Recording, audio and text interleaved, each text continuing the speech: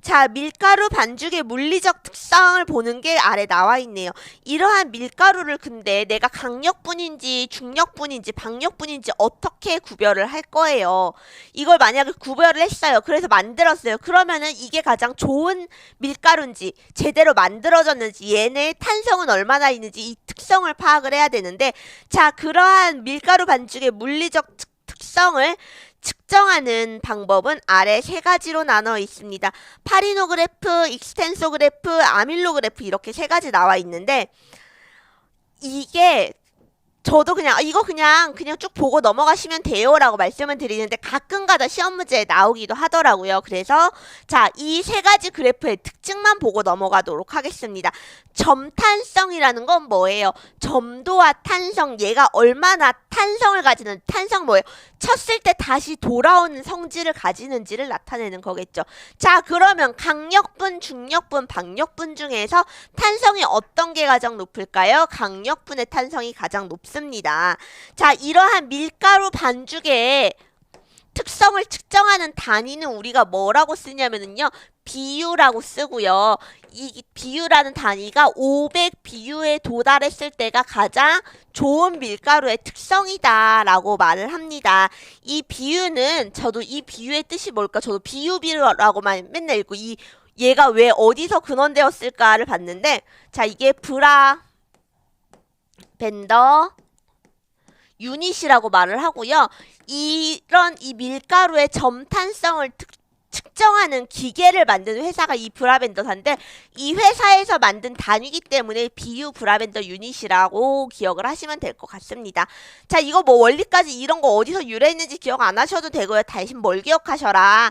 밀가루가 500유닛에 도달하는 그때 한 400에서 600유닛 사이가 좋은 밀가루의 탄성을 가진다라고 사람들은 이제 일반적인 수치다라고 기억을 하시면 될 것 같습니다. 자, 첫 번째 파리도 그래프는 어떻게 나오냐면요, 시간이 갈수록 점탄성을 나타내고 있습니다. 여기가 500유닛 정도라고 나오면은, 500유닛 정도라고 나오면은, 우리가 강력분을 그려줬을 때는, 강력분을 이 그래프로 찍어줬을 때는, 탄성이 반죽을 처음에 만들면 탄성이 올라갔다가 그 탄성이 오래 유지가 됩니다. 이게 바로 뭐다? 강력분은 파리노 그래프에서 이러한 모양을 그린다. 하지만 박력분은 어때요? 이것보다는 조금 더 낮은 특성을 나타내겠죠. 그럼 얘는 어떻게? 처음에 탄성을 생겼다가 조금 더 얘보다는 빨리 꺼지는 특성을 가지고요. 세 번째로는 박력분은 어떤 특성을 가진다?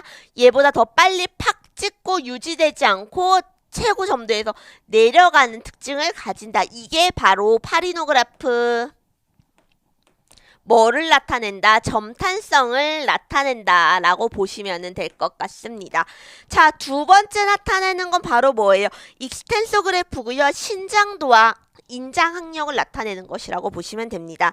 자, 얘도 뭘 보냐, 어떻게 생각하시면 되냐면은, 얘가 탄성이 얼마나 있는지, 그리고 얘의 물기가 얼마인지, 그리고 단단한지 단단하지 않은지를 나타내는 그래프라고 생각을 하시면 되고요.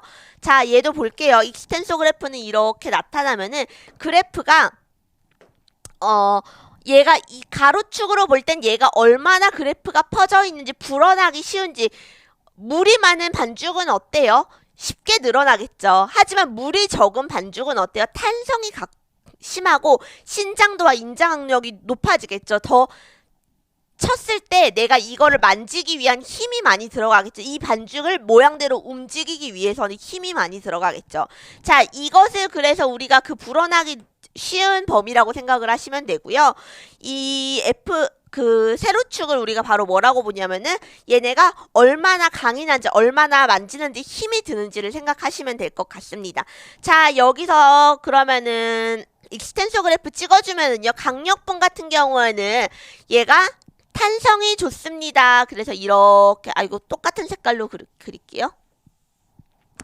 강력분 같은 경우에는 탄성도 좋고요. 신장도와 인장력이 높게 나타나기 때문에 이런 그래프를 나타낸다라고 보시면 될 것 같고요. 두 번째 박력분 같은 경우는 얘보다 적어요. 그래서 어떻게 이것보다 조금 더 작은 원이 나타난다라고 생각을 하시면 될 것 같습니다. 그리고 박력분 같은 경우는 어떻게 나타내요? 이것보다 좀 더 작은 반죽이 나타난다 라고 생각을 하시면 돼요. 자, 이거 바로 뭐다? 뭐에 따라서?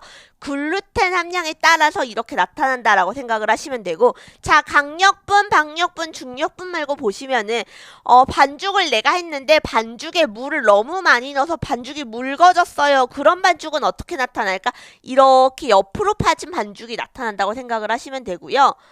그리고 내가 이 반죽을 만들었는데 글루텐 함량도 많고 물도 너무 적게 넣어서 반죽을 다시 만지기에 힘이 엄청 많이 들어가요. 단단한 반죽이에요. 그런 반죽은 어떻게 익스텐소 그래프에서는 이렇게 높은 그래프가 나타난다라고 보시면 될 것 같습니다.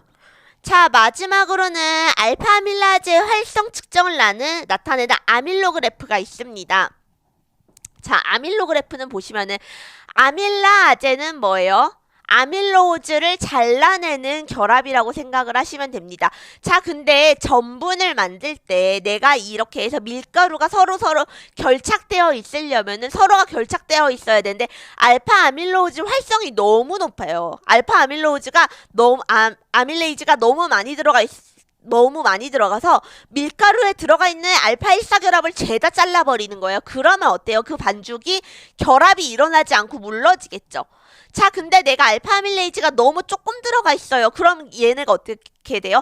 결합이 너무 막 어느 정도 잘려서 적당한 탄성을 이루어야 되는데 그러지 않고 너무 많이 결착되어 있겠죠. 자, 그것을 나타내는 게 바로 아밀로 그래프고요. 얘는 이렇게 쭉 보시면은 가로축이 뭐에 대해서 나타내냐? 온도로 보시면 됩니다. 자, 여기가 우리가 좋다고 하는 500 비율이라고 보시면 되고요. 아밀로즈의 활성이 부족해요. 아밀로즈의 활성이 부족하면 어떻게 된다? 탄성이 점도가 높아지겠죠. 그러면은 어떻게 된다? 이렇게 500유닛 이상의 점도를 나타냅니다. 이게 바로 뭐다? 활성이 부족할 때.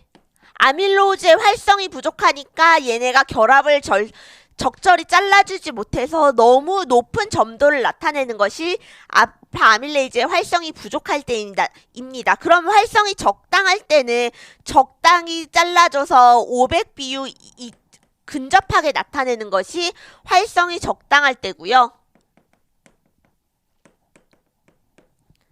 한 가지 더 봐주시면은 활성이 근데 너무 높아요. 알파 아밀레이즈가 활성이 너무 높아서 보이는 족족 결합을 다 잘라버려요. 그러면 어때요?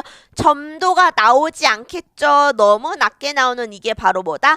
활성이 높을 때는 이렇게 나온다라고 보시면은 될 것 같습니다. 자, 이렇게 세 가지가 바로 뭐예요? 밀가루 반죽의 물리성. 밀가루 반죽의 물리성 가장 큰 거 뭐예요? 얘가 점도가 얼마나 있는지, 탄성이 얼마나 있는지, 얼마나 만지는데 힘이 들어가는지 등을 나타내는 거고요. 이 세 가지 그래프는 다음의 모양과 같고 이러한 특성을 나타낸다라고 보시면은 될 것 같습니다. 자, 우리 이렇게 해서 공유 및 서류 가공에서 가장 중요한 거 공유 가공의 쌀의 도전과 미래 재분까지 봤고요. 다음 시간에 이어서 제명과 제빵 과정에 대해서 배워보도록 하겠습니다.